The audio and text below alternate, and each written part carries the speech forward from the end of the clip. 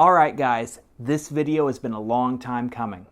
I'm going to test out the Nitro OBD2 adapter and see if it can make more power on your car.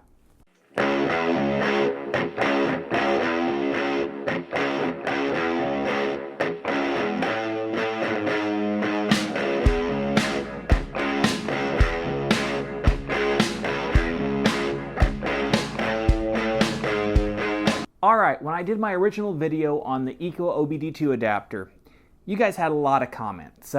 Most of them were, "You didn't try it on a car, how can you know if it works?"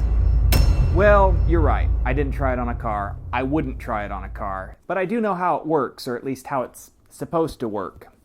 And the Nitro OBD2 is about the same. Let me read you some from the back. Nitro OBD2 is a plug-and-drive ready device to function the increasing the performance of engine. Nitro OBD2 fits all car from year of 1996. It works based on OBD2 protocols as remapping the car's computer and always keeps remapping the ECU to increase the performance of the engine. Installation. Pull car key out of ignition. Find OBD2 connector in your car, and plug in Nitro OBD2.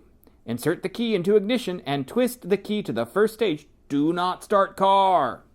Press the reset button for about 5 seconds.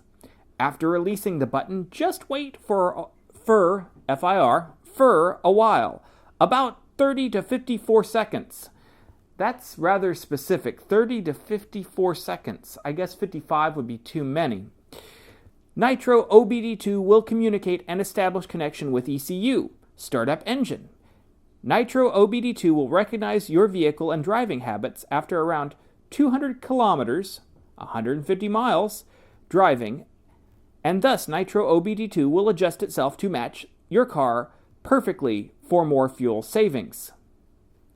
Wait a second, for more fuel savings? Nitro OBD2, you promised me 35% more power and 25% more torques.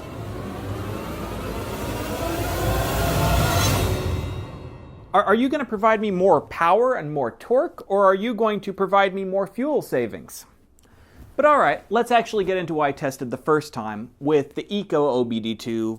I went in and I tested it on a CAN simulator, simulating the car's ECU and all the OBD2 calls for the CAN bus.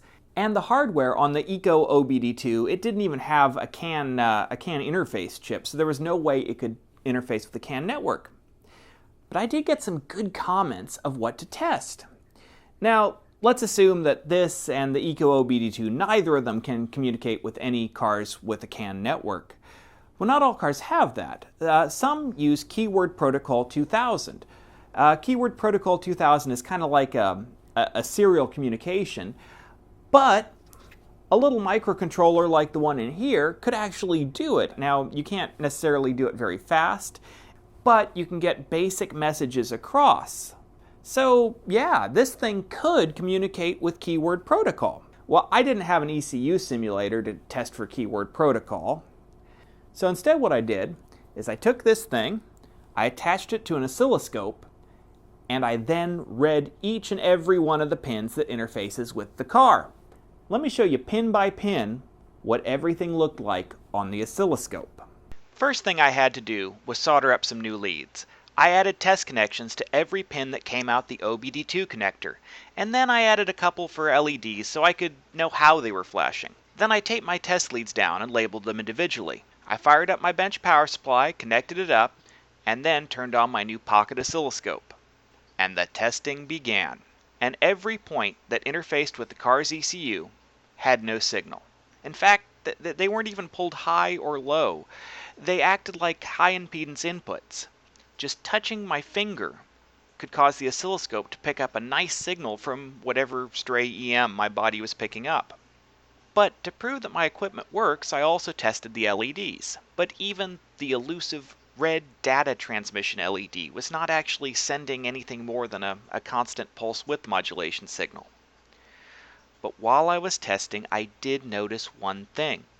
If you provide any input at all to the ECU connected pins, even touching them with a finger or an ungrounded lead, the green LED light will illuminate, and after a second of that, the red data LED will begin flashing for a few seconds. Now, why would it do that?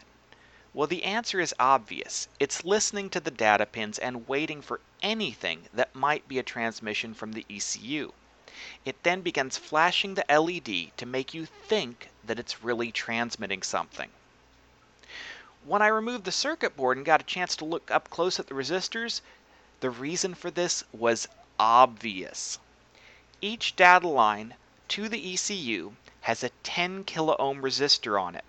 To put this in comparison, Keyword Protocol 2000 uses a 500 ohm pull-up resistor that pulls it up to 12 volts. CAN uses a 120 ohm terminator resistor. So there's no way any signal is going out a 10 kilo ohm, 10,000 ohm resistor. That's like trying to scream across 10 miles. It's just not going to work. You're never going to get any signal through that. Nothing that could possibly communicate with the ECU.